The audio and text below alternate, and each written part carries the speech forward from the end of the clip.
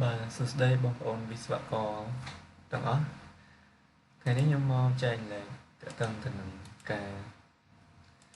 គណនារកសីដៃធ្នឹមដែលខ្ញុំមានកូនគម្រោងមួយជា practice និងជាគំរូអញ្ចឹងយើងចូលមក e-tab ទាំងអស់គ្នាមក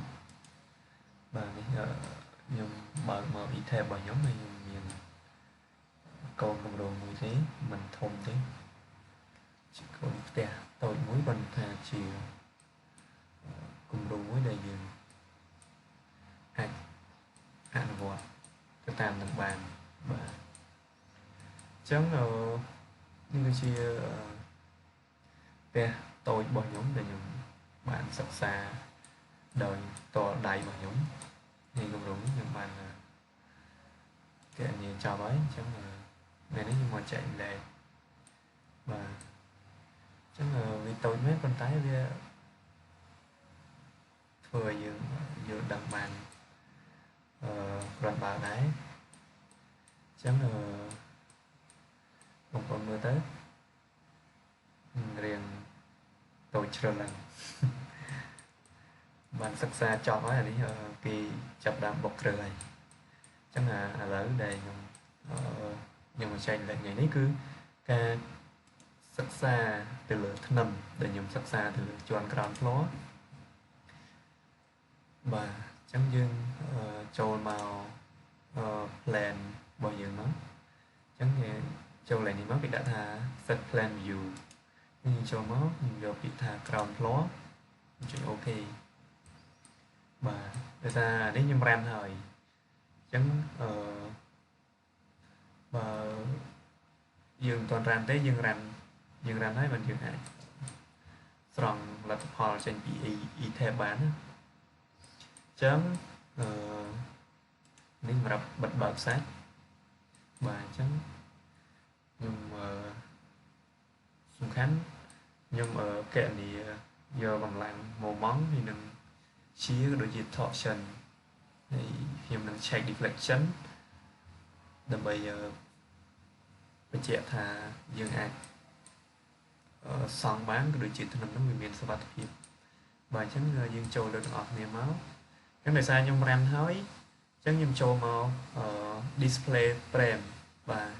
អញ្ចឹងចុច display frame យើងនឹងមានcombo load ជាច្រើនអញ្ចឹងនៅក្នុងហ្នឹងយើងមាន load ច្រើនប៉ុន្តែអ្វីដែលយើងត្រូវយកមកសិក្សានៅក្នុងការគណនាធ្នឹមគឺយើងយក envelope ULS ដែល ULS នេះគឺultimate strength design បាទអញ្ចឹងខ្ញុំយក envelope ULS នឹងមកប៉ុន្តែបើULS នេះគឺសំដៅទៅលើខាងប៉ែកអឺរ៉ុបបើសម្រាប់អាមេរិកគេដាក់ASD អញ្ចឹងសម្រាប់ខ្ញុំដាក់ USD បាទអញ្ចឹងយើងចូលមកកន្លែង combo ហ្នឹងមកហើយយើងយក max and min ទៅមកយើងយក moment moment 33អញ្ចឹងយើង apply មកបាទមិនចេញអញ្ចឹងអូខេ sorry ខ្ញុំបើកសាច់តែអញ្ចឹងបើកសាច់វាអត់load ឲ្យបាទអញ្ចឹងខ្ញុំយកធ្នឹមនេះមកសិក្សាចុះបាទអញ្ចឹងយើងចង់ដឹងថាវានៅ grid ណាយើងបើក grid មកអញ្ចឹងវានៅ grid B អញ្ចឹងខ្ញុំសិក្សា grid B តែខ្ញុំអត់ចង់ឲ្យឃើញ grid ហ្នឹងខ្ញុំបិទ grid អញ្ចឹងខ្ញុំសិក្សា grid B ឥ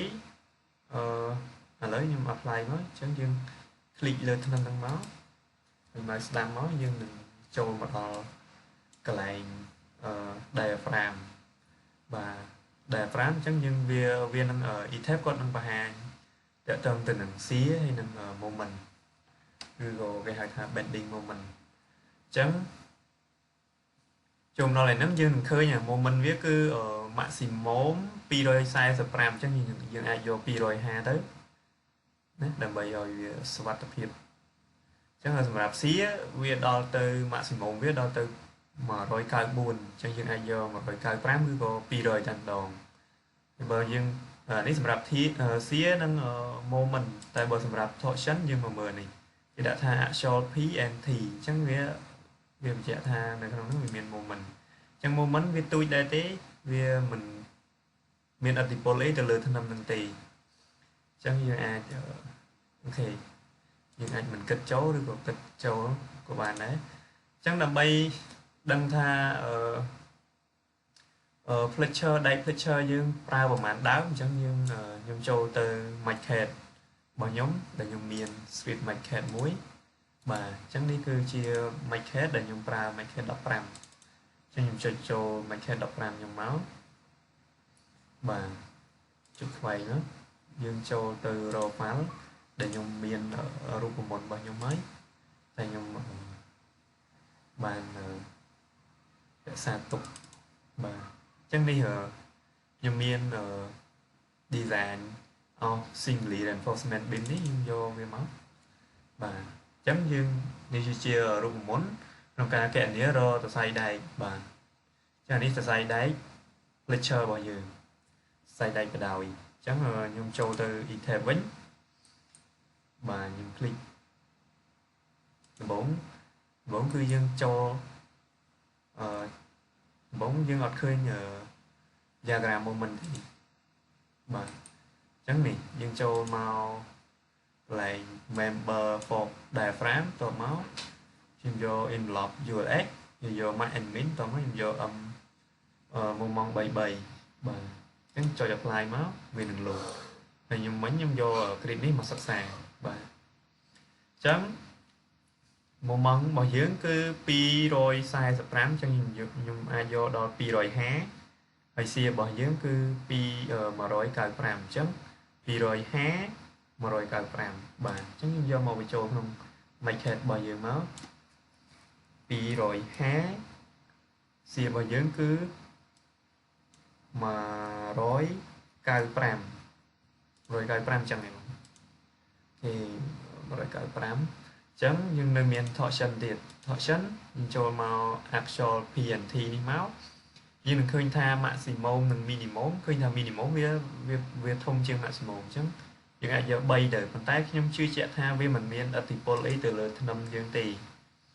ញ្ចឹងខ្ញុំយក3មកឬក៏យក5ហ្នឹងក៏បានដែរយក3មកហើយខ្ញុំយកអានេះដែកleg number of stirrup បានន័យថាជាដែកកងអញ្ចឹងអានេះជើង3តែខ្ញុំប្រើតែជើង2ទេបាទដែកបដោយរបស់យើង rebar use អញ្ចឹងដែកបដោយរបស់យើងខ្ញុំយក20លីបាទអញ្ចឹងដែកកងខ្ញុំយក10លីឬក៏8លីអាហ្នឹងយើងចាំពិនិត្យជាក់ស្ដែងទៅលើលទ្ធផលបាទនេះយើងយកគេថ្នាំរបស់យើងគឺ30 60អញ្ចឹងខ្ញុំយក30 60មកបាទដែករបស់យើងគឺប្រើ2 layer ដែករបស់យើងអញ្ចឹងដោយសារតែយើងអត់អានេះគេដាក់ថា redistribution បានន័យថាយើងអត់ redistribution កម្លាំងទៅណាទេអញ្ចឹងយើងដាក់ថា no redistribution បាទអញ្ចឹងដោយសារដែកកងរបស់យើងគឺ10លីអញ្ចឹងកន្លែងដែករបស់ដែកកងនេះ FYT នេះគឺយើងបដូរមក390ដែរដោយសារដីបេបាទអញ្ចឹង cover គឺយើងយក40បន្ទាប់មកយើងមកមើលដែក Fletcher បាទដែក Fletcher របស់យើងគឺអានេះចង់និយាយថាពីface របស់ពី face របស់ដែកមេបានន័យថាកន្លែង face របស់ដែកមេទៅដែកមេមួយទៀត50 មីលីម៉ែត្របាទអញ្ចឹង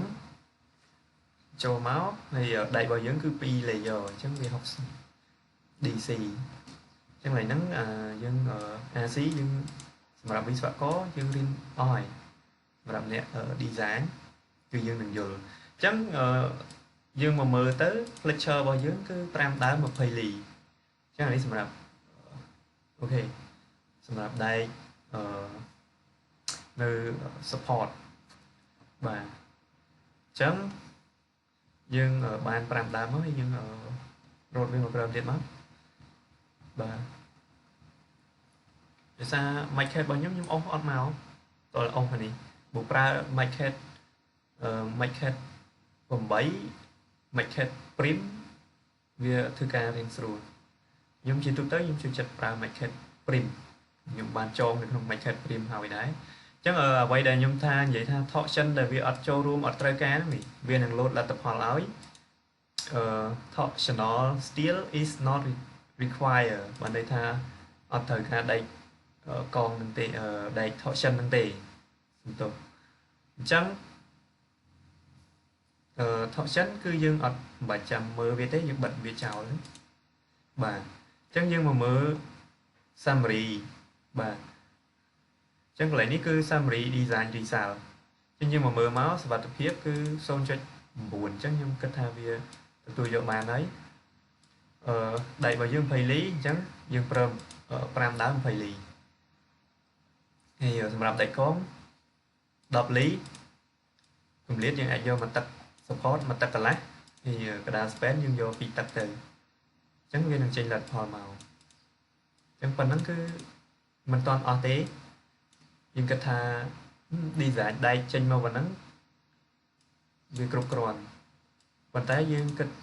lại nắng bia ở toàn ở tệ toàn từ năng deflection chẳng hai đây bên nhóm tha ở toàn ở mình tích tiết dương đừng dù thà ai đừng miền bật thèm đây mình mang pram đào như thế vì ai lơ nâng chẳng bà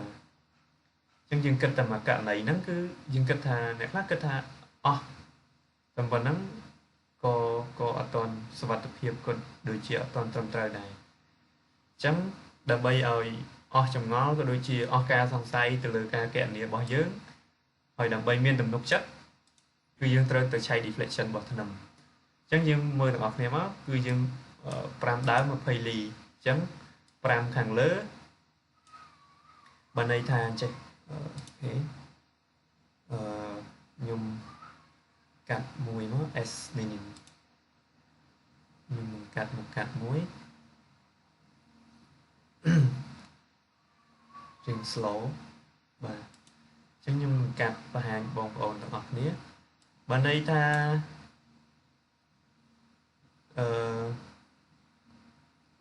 gọi thì bên đây đang một cắt năm bò dưỡng chị ví dụ một cắt năm bò dưỡng chẳng đây mấy một phây lý pram đàm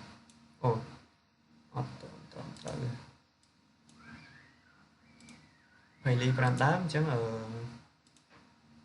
chẳng bay như ok mình tâm trơ mà này chẳng nè một cắt bò dưỡng để dùng cứu việc ở sai trong trời thì chia sẻ và chẳng đi đẩy con vào dưỡng chẳng là nắng đồng bond support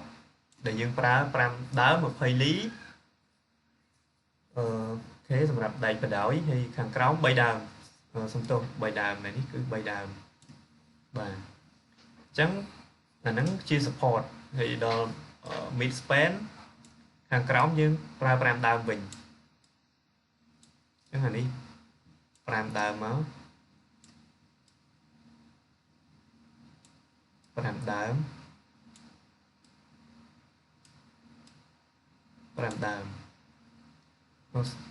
cái đàm một tiếp ok như chỉ đẩy còn tay phần nắng cứ việc ở toàn cực con nâng ở vậy để dương kết hợp việc Socrates hay việc trầm trời thì chẳng dương trời tới chay deflection bỏ thân chẳng đầu tiên dương chay deflection bỏ thân dương add và time đây tiền chẳng và chẳng rồi những phần khoai cháu đấy chẳng nhung tới chay deflection ok đầm với chay deflection dương cho mọi thép cứ dương cho đại lần máu còn là thá dương chưa được giờ điện load từ 4 cứ dương sắp xa từ lượng điện load đừng lại load chẳng điện load nhưng do ok ASD day 1 đi máu one day đi máu và thế nhưng do âm bay bay đó và nhưng do âm bay bay nắng hay nhưng mà lại trắng viên năng load deflection ở dương chạy chẳng nhưng click lơ đi máu viên nâng viên nâng hán từ lơ deflection hay nâng moment hay nâng xía còn đấy ở đây là nhung trong bán cứ nhung trong bán tại moment thì nâng xía thì và chẳng nhưng cho máu cứ viên nâng tranh deflection hay nâng moment đi sầm rạp moment cứ mà rối học mùi và do mà rồi học mùi tới hơi sầm rạp deflection và viên miên chân ẩn còn tay khi pra ở relative to beam end tại sao tay thân âm bảo dưỡng viên mình men chia công số cứ thân âm cantilever beam đúng và cantilever beam cứ dân do mùi này rồi mùi của absolute và tại chỉ tôi tới cứ dùng do relative to beam end chấm dương đừng khơi ở phần nắng từng này mà điện lót chẳng nhung châu mau mạch khét bởi nhóm và châu mau mạch khét châu từ open hay nhung do nè deflection áo beam cái nhung chạch máu và viên nâng chành màu chẳng mấy ở moment mà rồi học muối ở deflection nhung do vào mũi chạch pram trong moment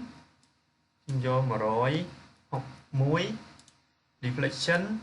của mũi chạch pram vàตัวเมาส์อันนี้สำหรับดิดโหลดจังยมโจตัวไลน์โหลดคือยมโยโหลดแคสยมโหลดแคสហើយខ្ញុំយក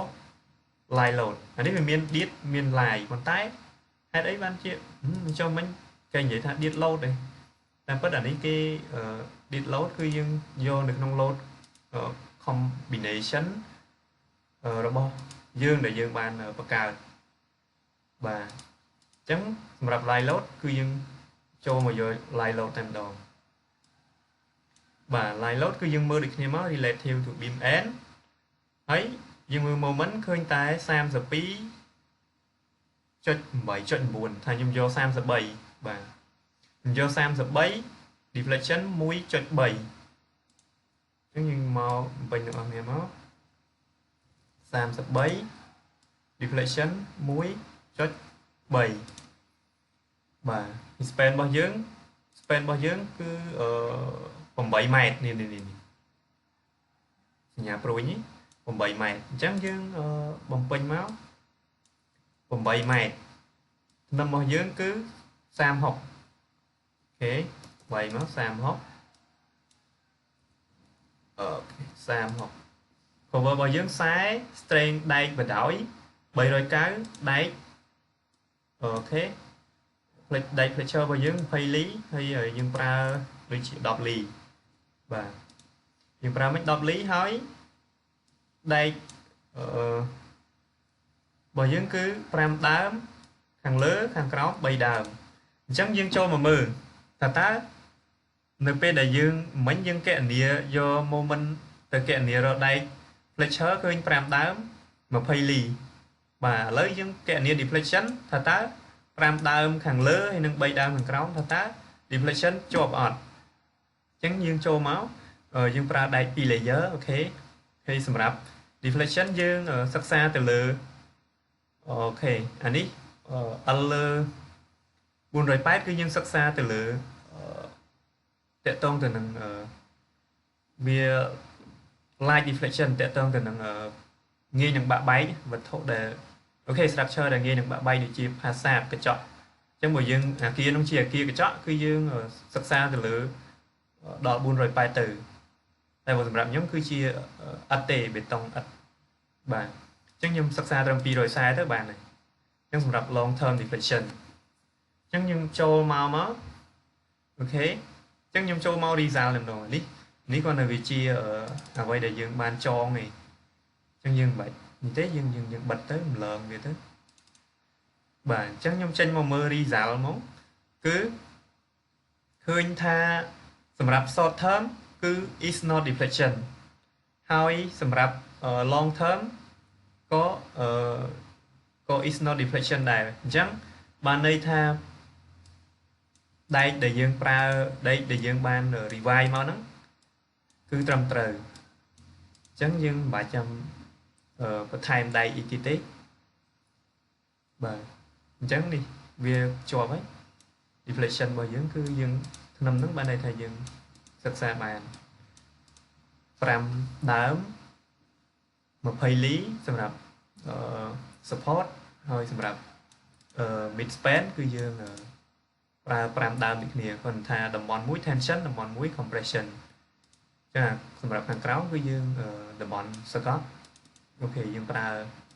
5ដើម20លីដូចគ្នាទៅអញ្ចឹងតែប៉ុណ្្នឹងទេបងប្អូនបាទអរគុណជំរាបលា